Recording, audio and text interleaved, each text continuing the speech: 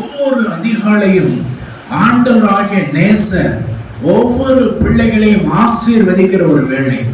அவர் அதிகாலையில ஒவ்வொரு பிள்ளைகளையும் அவர் மிகுந்த வாஞ்சியோடு கூட அவர் இறங்கி வந்து ஆசீர்வதிக்கிறவராக இருக்கிறார். அப்ப அதிகாலையில தேவ சமூகத்தில எழுந்து ஆண்டவரோடு கூட காத்திருந்து செபிக்கிற பிள்ளைகளுக்கு ஒரு மகிமையான ஒரு தெய்வீக அனுபவம் உண்டு. அல்லேலூயா.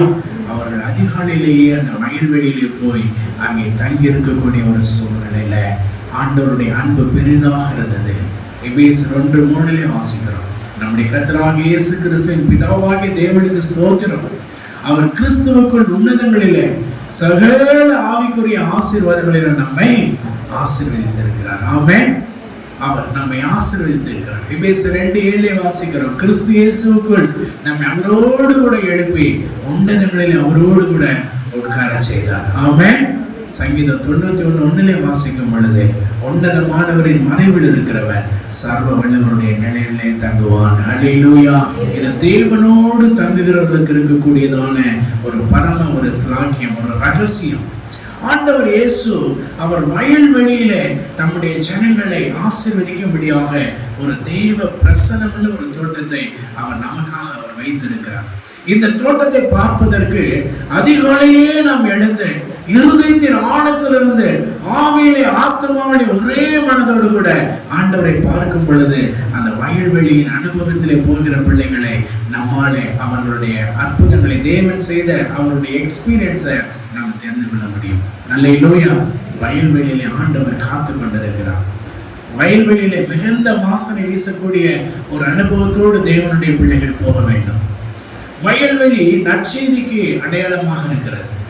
லூக்கா 2:8 வாசிக்கும் பொழுது, அப்பொழுது அந்த நாட்டிலே மெய்ப்பர்கள் வயல்வெளியிலே தங்கி ராத்திரியிலே தங்கள் மந்தையை காத்து கொண்டிருந்தார்கள். அல்லேலூயா. அந்த வயல்வெளியில் இருந்த ஜனங்களுக்கு ஆண்டவராகிய இயேசு கிறிஸ்து அங்கே பிறந்திருந்தார். இயேசு கிறிஸ்துடைய பிறப்பின் நற்செய்தியின் ஆசீர்வாதங்களை அவர்கள் அங்கே கண்கள் அங்கே கண்டது. இன்றைக்கும் ஆண்டவர் இயேசு கிறிஸ்து வயல்வெளியில் இருக்கிற ஜனங்களை நேசிக்கிறார். இந்த வயல்வெளியில் இருக்கிற பிள்ளைகள் எப்பொழுதும் உழைக்கக்கூடியவர்களாக இருக்கிறார்கள். அல்லேலூயா. காலையில தூங்கி எழுந்த உடனே அவர்கள் நேராக கடந்து செல்வது வயல்வெளிக்கு. அவர் வயல்வெளியில் அவர்களுடைய வேலைகளை செய்கிறார்கள். அவர்கள் கையின் பிரயாசங்களை அவர்கள் சாப்பிடுகிறார்கள். அப்ப சுறுசுறுப்புடைய கை என்ன செய்யும்? ஆளுகை செய்யும். அல்லேலூயா. ஒவ்வொரு நாளும் தேவனுடைய பிள்ளைகள் அவர் வேலை செய்கிற ஸ்தலங்களில கர்த்தர் ஆசீர்வதிக்க வேண்டும் என்று சொன்னால் ஆண்டவருடைய மகிமையின் பிரசன்னத்தின் அனுபவம் தேவை. அந்த வயல்வெளியினுடைய ஆண்டவருடைய பாதத்தில் இருக்கிற பிள்ளைகள் தான் தேவனுடைய அன்பை, தேவனுடைய மகிமையை அவர்கள் காண முடியும். அந்த வயல்வெளியிலே தேவாதி தேவன் அங்கே தம்முடைய பிள்ளைகளுக்காக ஆண்டவர் நேசர் தம்முடைய மனவாட்டிக்காக காத்திருக்கிற இடம். அவர் அதிகாலை வேளையில வயல்வெளியில தேவன் தம்முடைய பிள்ளைகளுக்காக காத்திருக்கிறார். அல்லேலூயா. வயல்வெளியின் அனுபவம். ஆதியாகமம் 27:27 வாசிக்கும் பொழுது அங்கே நாம் பார்க்கும் பொழுது அவன் கிட்ட போய் அவனை முத்தம் செய்தான். அப்பொழுது அவனுடைய வஸ்திரங்கள் வாசனையை மோந்து, இதோ என் குமாரனுடைய வாசனை கர்த்தர் ஆசீர்வாதத்தின் வயல்வெளியின் வாசனை போல இருக்கிறது என்று சொல்லி தன்னுடைய குமாரனை ஆசீர்வதித்தான். அல்லேலூயா. என் குமாரனுடைய வாசனை கர்த்தர் ஆசீர்வதித்த வயல்வெளியின் வாசனை போல இருக்கிறது. அல்லேலூயா. வயல்வெளியினுடையதான வாசனை போல. அங்கே நாம் பார்க்கும் பொழுது அங்கே சென்றது யாக்கோபு. ஆனால் அவனுடைய வாசனை பார்க்கும் பொழுது அது அவனுடைய தகப்பனுக்கு மிகுந்த ரொம்ப பிடித்த பிரியமான ஒரு வாசனையாக அந்த யாக்கோபின் வாசனை இருந்தது. ஆனால் அவனுடைய கண்கள் குருடாக்கப்பட்டிருந்தது. ஆனால் அவனுடைய கண்கள் குருடான நிலைமையில தன்னுடைய மகனை மோந்து பார்க்கும் பொழுது அந்த வாசனை தகப்பனை பிரியப்படுத்தக்கூடிய ஒரு வாசனையாக இருந்தது. ஆனால் அது ஏசாவின் வாசனை என்று இவன் நினைத்தான். அது ஏசாவின் வாசனை அல்ல, அது யாக்கோபின் வாசனை. அல்லேலூயா. யாக்கோபின் வாசனை என்ன? கர்த்தருக்கு பிரியமானவன், கர்த்தருக்கு உகந்ததை செய்கிறவன், தேவனுடைய இருதயத்திற்கு ஏற்ற ஆசீர்வாதத்துக்குரியவன் இந்த யாக்கோபு, இந்த இஸ்ரவேல். ஒருவேளை ஏசா உண்மையிலேயே இருந்து அவனை ஒருவேளை இந்த யாக்கோபு மோந்து பார்த்திருந்தானா அவனுடைய வாசனை துர்நாற்றம் உள்ள ஒரு வாசனையாக இருந்திருக்கும். ஏனென்றால் அவன் துர்நாற்றமுடைய ஜீவிதம் உடையவனாக இருந்தான். அவன் அநேக ஸ்திரீகளோடு கூட அவன் அநேக ஸ்திரீகளோடு கூட இருக்கக்கூடியவனாக அவன் காணப்பட்டான். அவன் முரடனாக காணப்பட்டான். அவன் தகப்பனுக்கு தாய்க்கு கீழ்ப்படியாதவனாக தாயினுடைய இருதயத்தை வேதனைப்படுத்தக்கூடியவனாக அவன் இருந்தான். ஆகவே தாய்க்கு அவன் மேலே பிரியமில்லை. அந்த தாய் அவனுக்கு ஆசீர்வாதம் கொடுக்க கூடாது என்பதிலே அவளுடைய இருதயமானது மிகவும் துவண்டு போயிருந்தது, வேதனையோடு கூட இருந்தது. ஒவ்வொரு நாளும் அவன் செய்யக்கூடியதான செய்கைகள் தாய்க்கு மிகுந்த மன உளைச்சலை கொடுக்கக்கூடியதான ஒரு ஜீவிதமாக இருந்தது.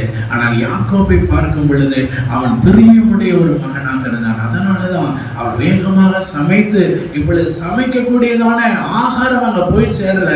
இவன் கை மட்டும்தான் போகுது, அவனுடைய சரீரம் மட்டும்தான் போகுது. அந்த சரீரத்தை அவன் முகர்ந்து பார்க்கும் பொழுது இவன் வயல்வெளியின் ஆசீர்வாதங்களை போல உகந்த வாசனையாக அவன் காணப்பட்டான். அல்லேலூயா. அப்ப நிறைய பேர் இன்றைக்கு ஆண்டவர்கிட்ட வர்றீங்க, நிறைய பேர் தேவனுடைய ஆலயத்தில் இருக்கிறீங்க. ஆனா என்னுடைய வாசனை, ஆண்டவருடைய வாசனை உங்களை மோந்து பார்க்கும் பொழுது எத்தனை பேருக்கு தேவனுக்கு பிரியமுள்ள வாசனை உடைய பிள்ளைகளாக நாம் இருக்கிறோம்? எத்தனை பேர் தேவன் முகந்து பார்க்கும் பொழுது அந்த துர்நாற்றம் வீசக்கூடியதான ஒரு ஜீவிதம், இந்த ஆண்டவருக்கு பிரியமில்லாத ஒரு ஜீவிதம், நம்முடைய செய்கைகள் எல்லாம் தேவனை கோபமூட்டக்கூடிய ஒரு ஜீவிதமாக இருக்கும் என்று சொன்னால் அது வாசனையாக இருக்காது, அது துர்நாற்றம் வீசக்கூடியதாக இருக்கும். அவனுடைய அந்த வாசனை பார்க்கும் பொழுது, அந்த முகர்ந்து கொள்ளும் பொழுது அவன் மிகவும் எச்சைகளை துப்பக்கூடியவனாக, அந்த முகத்தை சுருக்கக்கூடியவனாக இருக்கக்கூடிய ஒரு ஜீவிதமாக இருக்கக்கூடாது. யாக்கோபை மோந்து பார்க்கும் பொழுது அவனுடைய வாசனை வயல்வெளியின் வாசனையாக இருந்தது. அல்லேலூயா. ஏனென்றால் அவன் தேவனோடு போராடுகிறவன். அல்லேலூயா. ஒவ்வொரு நாளும் அவன் தேவனோடு போராடுகிறவன். அவன் போராடுகிற தேவ பிள்ளைகள், ஜெபிக்கிற தேவனுடைய பிள்ளைகள் வாசனையே வித்தியாசமாக இருக்கும். ஆமென். அத்தனை பேர் இருந்தாலும் ஜெபிக்கிற பிள்ளைகளுடைய வாசனை பாருங்க, நறுமணம் நிறைந்த வாசனையாக இருக்கும். அல்லேலூயா. அது உகந்த வாசனையாக இருக்கும். அந்த பிள்ளைகளை பார்க்கும் பொழுது பாருங்க, அந்த தகப்பனுக்கு ரொம்ப மனமகிழ்ச்சி கொடுக்கக்கூடிய பிள்ளையாக அவன் காணப்படுவான். அப்ப ஆண்டவருடைய ஊழியத்துல தேவனுடைய பிள்ளைகள் வரும் பொழுது அந்த ஊழியத்துக்கு பிரியமுள்ள பிள்ளைகள் தான் தகப்பனுக்கு ரொம்ப பிடிக்குது. நிறைய பேர் என்ன செய்யறது இல்லை, அப்படி பிரியமுள்ள பிள்ளைகளாக இருக்கிறது இல்லை. அவர்கள் ஏசாவை போல முரடர்களாக தேவனுக்கு உகந்ததை செய்யாதபடியினாலே அவர்கள் துர்நாற்றம் வீசக்கூடியவர்களாக இருக்கிறார்கள். யாக்கோபு வரும் பொழுது அங்கே லேவியும் யூதாவும் வந்து சொன்னா, நாங்கள் இந்த தேசத்துல நாங்கள் போகும் பொழுது நம்முடைய சகோதரி இங்கே போகும் பொழுது அந்த சகோதரியை தீட்டுப்படுத்தினார்கள், தீட்டுப்படுத்தின எல்லாரையும் பட்டை கருக்கினாலே வெட்டி போட்டோம் என்று சொல்லும் பொழுது அவன் உடனே சொன்னான் தன்னுடைய மகன்களை பார்த்து, இந்த தேசத்திலே என்னுடைய வாசனையை நீங்கள் கெடுத்தது என்ன? என் வாசனையை கெடுத்து விட்டீர்கள். என் தேசத்தில் நான் எப்படி இருக்க முடியும்? என் வாசனை கெட்டு போனது. தேவனுடைய பிள்ளைகளுடைய வாழ்க்கை நற்சாட்சி இல்லை என்று சொன்னால் தேவனுக்கு முன்பாக நீ அருவருக்கப்பட்ட பிள்ளையா நீ மாறி போவாய். உன்னுடைய ஜீவிதத்தை குறித்து ரொம்ப எச்சரிக்கையாக இருக்க வேண்டும். தேவனுக்கு வாசனை உள்ள ஒரு ஜீவிதம் செய்ய வேண்டும். எப்படி வாசனை உள்ள ஜீவிதமாக நாம் வாழ முடியும்?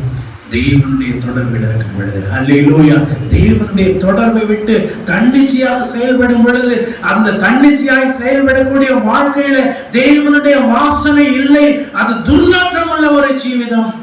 தேவனுடைய வசனத்தின்படி நடக்கவில்லை, தேவனுடைய வார்த்தையின்படி நடக்கவில்லை, தேவனுடைய கட்டுப்பாட்டில் இயங்கவில்லை என்று சொன்னால் அது தாறுமாறான ஜீவிதம், அது துர்நாற்றம் உள்ள ஒரு ஜீவிதம். ஒரு முறை ஒரு என்ஜின் ரயிலை ஓட்டி கொண்டு வந்த ஓட்டுநர் அந்த ரயிலை நிறுத்திவிட்டு அந்த என்ஜினை விட்டு கீழே இறங்கி போனாங்க. இறங்கி போய்விட்டு அவர் திரும்பி பார்க்கும் பொழுது அந்த என்ஜின் இல்லை. அந்த என்ஜினானது ஆட்டோமேட்டிக்கா என்ன செஞ்சது, பெறப்பட்டு போயிடுச்சு. அந்த என்ஜினை பார்க்கிறாரு, அதை என்ன செய்யல, அந்த இடத்துல இல்லை. இவருடைய கட்டுப்பாட்டை மீறி என்ன செஞ்சிருச்சு, ஓட ஆரம்பித்தது. அப்பொழுது அந்த என்ஜின் டிரைவர் பார்த்தா, இந்த என்ஜின் எங்க போகுதுன்னு தெரியல. உடனே அங்க சொல்லும் போது அவர் அந்த என்ஜினுடையதான கட்டுப்பாட்டு அறையில கொடுக்கும் பொழுது அவங்க எல்லாருக்கும் தகவல் கொடுக்குறாங்க. இதுல என்னென்ன ரயில் வருதோ, சிக்னல் வருதோ எல்லாத்துலையும் சொல்லி, இந்த மாதிரி ஒரு என்ஜின் போயிட்டு இருக்குது, எல்லாத்தையும் அங்கங்க நிறுத்துங்க, அதை ஃப்ரீ பண்ணுங்க, என்ன செய்யணும்னே தெரியல, வேகமா போயிட்டு இருக்குது திடீரென்று சொல்லி அவர் ஒரு யோசனை பண்ணினார்கள். அந்த ரயில் இயங்கக்கூடியதான மின்சாரத்தை துண்டித்தார்கள். அது துண்டிக்கப்பட்ட உடனே அந்த என்ஜின் அப்படியே போய் என்ன செஞ்சது, ஒரே இடத்துல நின்று போட்டது. அப்ப எந்த இடத்துல அந்த மின்சாரம் துண்டிக்கப்பட்டதோ அந்த இடத்துல என்ன செஞ்சது? ரயில் நின்று போனது. இப்படிதான் தேவனுடைய துணை இருக்கும் பொழுதுதான் நம்ம சீராக செயல்பட முடியும். அல்லேலூயா. தேவனுடைய தொடர்பு என்ன என்று சொன்னால் இப்படிதான் தட்டு தடுமாறி கட்டுப்பாடு இல்லாதபடி தரையிட்டு ஓடக்கூடியதான ஒரு ஜீவிதமாக இருக்கும். உங்களுடைய ஜீவிதத்தை குறித்து என்ன செய்யணும்? ரொம்ப எச்சரிக்கையாக இருக்க வேண்டும். அல்லேலூயா. வயல்வெளியின் ஆசீர்வாதம். அடுத்ததாக யோசுவா நம்ம பார்க்கும் பொழுது 15ஆம் அதிகாரத்திலே வாசிக்கிறோம். அவள் புறப்படுகையில் என் தகப்பனிடத்துல ஒரு வயல்வெளியை கேட்க வேண்டும் என்று அவனிடத்திலே உத்தரவை பெற்றுக்கொண்டு கழுதையின் மேலிருந்து இறங்கினாள். காலை பார்த்து உனக்கு என்ன வேண்டும் என்று கேட்டாள். அப்பொழுது அவள் எனக்கு ஒரு ஆசீர்வாதம் தர வேண்டும், எனக்கு வறட்சியான நிலத்தை தந்தேன், நீர்ப்பாய்ச்சலான நிலத்தையும் எனக்கு தர வேண்டும் என்றாள். அப்பொழுது மேற்புறத்திலும் கீழ்ப்புறத்திலும் நீர்ப்பாய்ச்சலான நிலங்களை கொடுத்தான். அல்லேலூயா சொல்லுவோம். அல்லேலூயா. இந்த இடத்துல பார்க்கும் பொழுது தன்னுடைய தகப்பனிடத்துல அவள் என்ன செய்கிறாள்? அந்த காலேபின் இடத்துல அவள் ஒரு கோரிக்கையை வைக்கிறாள். இவளுக்கு வயல்வெளி கொடுக்கப்பட்டிருக்கிறது. ஆனால் அவள் சாதாரண நிலம் தான் கொடுக்கப்பட்டது. ஆனால் வயல்வெளி அவளுக்கு கொடுக்கப்படவில்லை. ஆகவே அந்த அக்சால் என்ன செய்தால், அவள் கழுதையை விட்டு இறங்கி தன்னுடைய தகப்பனாகிய காலேபின் இடத்துல எனக்கு ஒரு வயல்வெளி வேண்டும் என்று சொல்லி அவள் அந்த தகப்பனிடத்துல கோரிக்கை வைத்தாள். அல்லேலூயா. ஒரு வயல்வெளி வேண்டும் என்று சொல்லி ஒரே ஒரு வயல்வெளியை கேட்டாள். ஆனால் தகப்பனோ என்ன செய்தார்? 2 வயல்வெளியை கொடுத்தார். கரங்களை தட்டி கர்த்தரை மகிமைப்படுத்தும். அல்லேலூயா. வயல்வெளிகளை கொடுத்தார் என்று வேதம் சொல்லுகிறது. அல்லேலூயா. அவர் சிங்கிளா தான் ஒண்ணுதான் வேணும்னு கேட்டான். எனக்கு ஒரு வயல்வெளி வேண்டும், சிங்கிளா தான் கேட்டான். ஆனால் அவனுடைய தகப்பனும் மேற்புறத்திலும் கீழ்ப்புறத்திலும் வயல்வெளிகளை கொடுத்தார். ப்ளூரலா. அல்லேலூயா. அதுதான் நம்முடைய தேவன். இன்றைக்கு தேவனிடத்துல நீங்க கேளுங்க, தேவ சமூகத்துல ஜெபிங்க, தேவனுடைய வயல்வெளியை மறந்து விடாதீங்க. அல்லேலூயா. ஆண்டவருடைய வயல்வெளி இல்லாம உங்களுக்கு எல்லாம் கிடைக்குதோ, நீங்க எதெல்லாம் ஆசீர்வாதங்களை தேடி வருதோ அதெல்லாம் வயல்வெளியின் ஆசீர்வாதங்கள் அல்ல, அதெல்லாம் தரிசு நிலங்களின் ஆசீர்வாதங்கள். அதுல நீங்க பயிர் செய்ய முடியாது, அதுல நீங்க படைக்க முடியாது, அதுல உங்களுக்கு ஆகாரம் வராது, அதுல உங்களுக்கு ஆகார திருப்தி இல்லாதபடினாலே பசினாலே துவண்டு போவீர்கள். வயல்வெளி இல்லாத இடத்துல தண்ணீர் அங்க இல்லை. அது தரிசனம், எங்க தேடினாலும் தண்ணீர் இல்லை, தாகத்தினாலே வாடி போவீர்கள். ஆனால் வயல்வெளியின் இடத்துல வாங்க, உங்களுக்கு பூர்த்தியான ஆகாரம் கிடைக்கும். அல்லேலூயா. பூர்த்தியான தண்ணீர் கிடைக்கும். வயல்வெளி. எது வயல்வெளி? தேவனுடைய வசனத்தின்படி நடப்பது, தேவனுடைய வார்த்தையின்படி நடப்பது, தேவ பிரசன்னத்தின்படி நடப்பது, ஆண்டவருடைய வார்த்தையின் உபதேசத்தின்படி நடக்கும் பொழுது அது உங்களுடைய வயல்வெளி ஜீவிதமாக இருக்கும். அல்லேலூயா. அந்த வயல்வெளி ஜீவிதத்திலே ஆசீர்வாதம் உண்டு. அவர் தேவனை நோக்கி கூப்பிட்டார். இன்றைக்கும் நம்ம ஒவ்வொரு நாளும் அதிகாலையில தேவ சமூகத்துல நீங்கள் வயல்வெளியின் இடத்திலே வாருங்கள். ஆமென். வாருமே நேசரே, வயல்வெளிக்கு போவோம். அதிகாலையில அவர் வயல்வெளியை தேடி போய் தேவ சமூகத்துல காத்திருந்த ஜெபம் பண்ணி அந்த ஆசீர்வாதங்களை பெற்றுக்கொண்டார். தேவ சமூகத்துல அவன் தகப்பனிடத்துல கேட்கும் பொழுது தகப்பன் ஏராளமாய் கொடுத்தார். இன்றைக்கு தேவன் ஏராளமாய் தருகிற தேவன். அவர் தாயின் உள்ள படைத்தவர். ஒரு மரம் இருந்துச்சு. அந்த மரம் ரொம்ப நிமிர்ந்து நல்ல கம்பீரமா வளர்ந்திருந்தது. அந்த இடத்துல ஒரு வாலிபன் என்ன செய்தான்? அந்த மரத்தின் அடியிலே போய் நின்றான். அந்த வாலிபனை பார்க்கும் பொழுது அந்த மரத்துக்கு ரொம்ப பிடித்திருந்தது. சிறு பையனாக அவன் அருமை மீசையுடையவனாக அந்த மரத்தின் அடியில் நின்று கொண்டிருந்தான். அப்படி அந்த மரம் சொன்னது, தம்பி, நீ எப்பொழுதெல்லாம் உனக்கு தேவையோ அப்பொழுதெல்லாம் அந்த மரத்தில் என்னிடத்துல நீ என்ன செய், நின்று கொள் என்று சொன்னது. சரி என்று சொல்லி அவன் திரும்பி போயிட்டு கொஞ்ச நாள் கழிச்சு ஓடி வந்தான். அவன் முகத்துல ரொம்ப கவலை. அப்ப அந்த மரம் கேட்டுச்சு, ஏன் தம்பி, ஏன் இப்படி இருக்கிற, என்னன்னு? இல்லை, எனக்கு வறுமை, காசு இல்லை, நான் ரொம்ப கஷ்டப்படுறேன். அப்படியா? சரி, என்னுடைய மரத்தில் இருக்கிற இந்த பழங்களை எல்லாம் என்ன செய்ய, பறித்து கொண்டு நீ போய் வியாபாரம் பண்ணு, அதுல காசு வரும், அதை நீ வைத்துக்கொள் என்று சொல்லும் பொழுது அவன் எல்லா பழங்களையும் பறித்து அவன் போய் சந்தை வெளியில வித்த உடனே அவனுக்கு தேவையான பணங்கள் கிடைத்தது. அதை கொண்டு அவன் சந்தோஷமா இருந்தான். கொஞ்ச நாள் கழிச்சு திரும்ப என்ன செஞ்சான்? அந்த மரத்துக்கிட்ட வந்தான் கவலையோடு கூட. இப்ப அந்த மரம் அவனை பார்க்குது. அவன் நல்லா என்ன செஞ்சான்? வளர்ந்து நல்ல ஒரு பெரிய ஆடவனாக மாறிவிட்டான். அப்ப அந்த மரம் பார்த்து கேட்டது, ஏன்ப்பா என்ன இப்படி ரொம்ப கவலையா வர? என்ன இல்லை, நான் கல்யாணம் பண்ணணும், எனக்கு என்ன செய்யணும், பணம் வேணும், நான் என்ன செய்யணும் தெரியல. அப்படியா, சரி இந்த கிளைகள் எல்லாம் என்ன செய்ய, வெட்டிக்கோ. இதை வெட்டி நீ என்ன செய்ய, போய் வெளியில விற்று அதில் என்னுடைய திருமணத்தை பண்ணிக்கணும். உடனே அதை போய் அவன் விற்று அதில் திருமணம் பண்ணி அவன் சந்தோஷமாக இருந்தான். மறுபடியும் கொஞ்ச நாள் கழிச்சு மரத்துக்கிட்ட வந்தான் கவலையோடு கூட. இப்படி மரம் அவனை பார்த்தது. அவன் என்ன செய்தான், முதிர்ந்த கூடெல்லாம் விழுந்து தலையெல்லாம் நரைச்சு அப்படியே வந்தான். மரம் கேட்டுச்சியா பையன், இல்லை பிள்ளைகளுக்கெல்லாம் திருமணம் பண்ணி கொடுக்கணும், என்ன செய்யணும் தெரியல.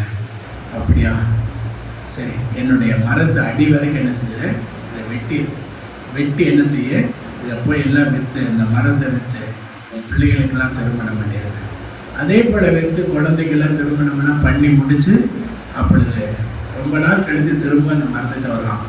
அந்த மரத்துக்கிட்ட ஒன்றுமே இல்லை, வெறும் வேர் மட்டும்தான் இருக்குது. அப்போ அந்த இடத்துல வந்து நிற்கும் பொழுது அவன் ரொம்ப வயதாகி கூன் விழுந்து கிழவனாக நடக்க முடியாத ஒரு நிலைமையில வந்தான். இப்போ வேர் பார்த்து கேட்டுச்சு, என்னாச்சுன்னு. என்னை எல்லாம் விரட்டி விட்டாங்க, பிள்ளைகளும் கல்யாணம் ஆயிடுச்சு, எல்லாமே ஆயிடுச்சு, என்னை வீட்டை விரட்டிட்டாங்க. என்னுடைய அடி வேறு இருக்குது, இதில் நீ படுத்துக்கொள்ள. அல்லேலூயா. இதைத்தான் நான் பார்த்துட்டு இருந்தேன். இப்போ அங்கே அவன் படுத்துக்கொண்டான். அவனுக்கு அது நல்ல குழு இருந்துச்சு. அவனுக்கு அது வேலைப்பாறுதலாக இருந்தது. இப்படிதான் தேவன் அவனுடைய உறவை மட்டும்தான் உங்கள்கிட்ட எதிர்பார்க்கிறார். அல்லேலூயா. உங்களுக்கு என்ன தேவைனாலும் தருவார். உங்கள் தாய் தகப்பன் அதே மாதிரி தான். உங்கள் தாய் தகப்பன் இடத்துல நீங்கள் எதை கேட்டாலும் உங்களுடைய தாய் எல்லாவற்றையும் உங்களுக்கு கொடுக்க ஆயத்தமாக இருக்கு. அவளுக்குன்னு எதுவுமே இல்லை. இன்னைக்கு ஃபாதர்ஸ் டே இல்லையா, ஃபாதர் அப்படிதான், அப்பாவுக்கு அதே ஆசை தான், ஒன்றுமே தேவையில்லை, பிள்ளைகளோட தான். இன்றைக்கு தகப்பனாகிய தேவன் ஆண்டவராக இயேசு உங்களை நேசிக்கிறார். அல்லேலூயா. இயேசு நேசிக்கிறார், மிகவும் அன்புள்ளவர். அவரிடத்துல நீங்க எதை கேட்டாலும் அது உங்களுக்கு கொடுக்க போதுமானவராக இருக்கிறார். ஆமென். ஆண்டவர் என்ன செய்யணும், அவருடைய உறவை மட்டும் விட்டு போகக்கூடாது. ஆதாயத்துக்காக ஆண்டவர் என்ன செய்யக்கூடாது, பயன்படுத்தக்கூடாது. ஆண்டவர்கிட்ட வந்தா ஆண்டவர் வீடு கட்டி தருவார். ஆண்டவர்கிட்ட வந்தா ஆண்டவர் எனக்கு பிசினஸ் கொடுப்பார். ஆண்டவர்கிட்ட வந்தா எல்லாமே கொடுப்பார். அதை விட தேவனுடைய அன்பிலே நீங்க என்ன செய்யணும், நிலைத்து நிற்க வேண்டும். அல்லேலூயா. வயல்வெளியின் அனுபவம் ரொம்ப ரொம்ப முக்கியமானது. வயல் வெளியே விட்டு என்ன செஞ்சிடாதீங்க, எங்கேயுமே போயிடாதீங்க. ஆமென். அல்லேலூயா. வயல்வெளியின் ஆசீர்வாதம் ஒவ்வொரு நாளும் செபிக்கிற பிள்ளைகளுக்கு சகலமும் நன்மைக்கு எதுவா நடக்கும். மத்தேயு 9:37 நம்ம பார்க்கிறோம். தம்முடைய சீசரை நோக்கி அறுப்பு மிகுதி, வேலையாட்களும் கொஞ்சம், அறுப்புக்கு எஜமான் வேலையாட்களை அனுப்பும்படி அவரை வேண்டிக் கொள்கிறார்.